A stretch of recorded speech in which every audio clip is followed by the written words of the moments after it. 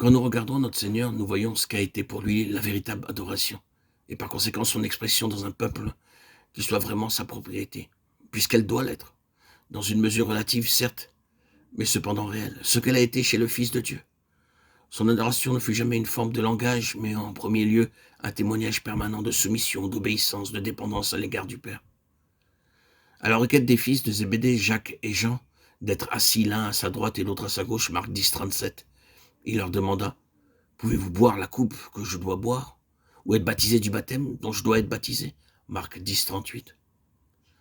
Que voulait-il leur dire quant à cette question? Jésus leur parlait d'une coupe et d'un baptême. De quelle coupe? De quel baptême?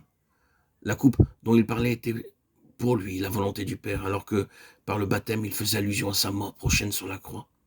La croix, pour le Seigneur, fut tout au long de sa marche ici-bas un principe de vie, permanent, défini par ses paroles. Voici, je viens pour faire, ô Dieu, ta volonté. Hébreux 19. Toutefois, non pas ce que je veux, mais ce que tu veux. Matthieu 26, 39.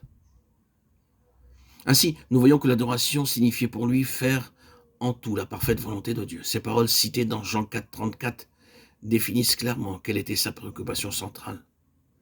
Ma nourriture est de faire la volonté de celui qui m'a envoyé et d'accomplir son œuvre. Jean 4, 34. Il savait qu'il était venu du ciel pour cela, car je suis descendu du ciel pour faire non ma volonté, mais la volonté de celui qui m'a envoyé. Jean 6, 38. Ceci montre de façon évidente que le dessein de Dieu ne peut s'accomplir que par de véritables adorateurs.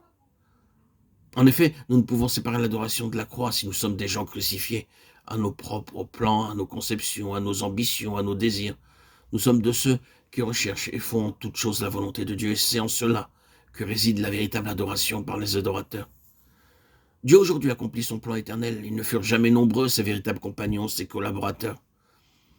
Je crois que nous avons grandement besoin de réfléchir sur le sens, la signification des mots.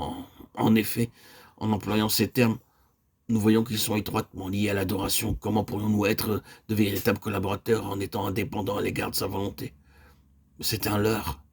Ainsi, nous voyons qu'un peuple qui soit sa propriété est constitué d'adorateurs, de gens nés de nouveau et qui, du plus profond d'eux-mêmes, veulent ardemment vivre pour lui, choisissant délibérément son principe de vie à lui, Christ, le Fils de Dieu, laissant au Saint-Esprit le soin et la liberté de les conduire dans ses voies préparées d'avance.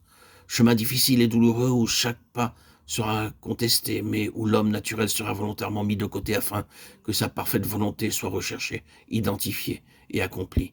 Il n'y a pas de place pour les peureux, les craintifs, car cette route nécessite le courage des gens valeureux, ne faisant aucun cas de leur vie, comme si elle leur était précieuse. Juge 7, 3, acte 20, 24.